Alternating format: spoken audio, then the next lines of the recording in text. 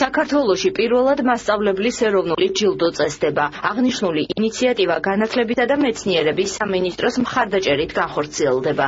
წამოწყების სისრულეში მოსაყვანად კოალიცია განათლება ყველასათვის საქართველოს განათლებისა და მეცნიერების სამინისტროსა და მასწავლებელთა პროფესიული განვითარების ეროვნულ ცენტრს შორის ურთიერთთანამშრომლობის მემორანდუმი გაფორმდა.